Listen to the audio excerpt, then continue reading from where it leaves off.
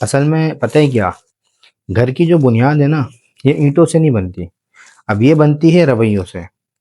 اور اولاد کے کردار کی جو پہلی درسگاہ ہے وہ والدین کا رویہ ہے۔ اور اگر گھر کے اندر محبت، احترام اور وقار ہو تو بچے بھی نرم دل ہوں گے، مطیع ہوں گے، عزت کرنے والے بنیں گے۔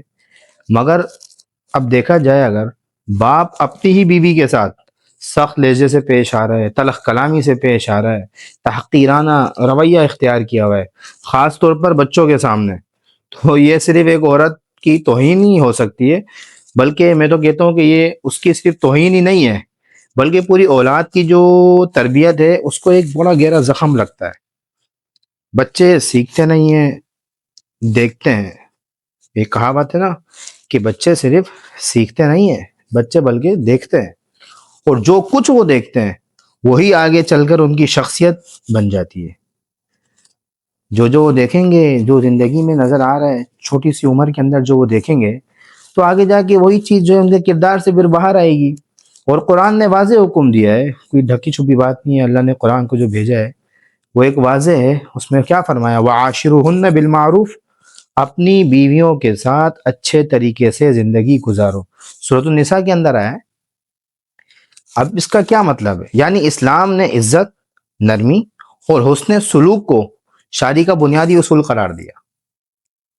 ٹھیک ہے، غور کریے گا کتنی چیزیں: عزت، نرمی، حسن سلوک، شادی کو بنیادی اصول قرار دیا ہے ان چیزوں کو۔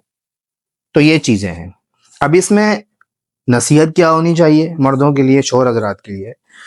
تو وہ یہی ہے کہ شوہر کو پھر یہی چاہیے کہ بھائی بیوی کی عزت نفس کا ہر حال میں خیال رکھے، اولاد کے سامنے بھی ان کی نظروں سے اوجھل ہو تب بھی اس کی عزت نفس کا خیال رکھے، کیونکہ جب باپ کی عزت کرتا ہے تو وہ دراصل باپ جو ہے وہ ماں کی عزت کر رہا ہوتا ہے، یعنی کہ اپنے بچوں کی ماں کی عزت کرتا ہے، تو وہ دراصل اپنی اولاد کے کردار کو محفوظ کرتا ہے۔ اور یاد رکھیے، جو انسان بیوی کی قدر نہیں کرتا نا، وہ اپنے ہی گھر کا سکون اور بچوں کے اخلاق خود اپنے ہاتھوں سے تباہ کر رہا ہوتا ہے۔ تو کم از کم اپنی اولاد کے سامنے جو ہے نا، اپنی جو اہلیہ ہے، وائف ہے، بیوی ہے، اس کے ساتھ ایسے پیش آئے کہ انتہائی، جیسا کہ قرآن پاک میں اللہ سبحانہ و تعالی فرماتے ہیں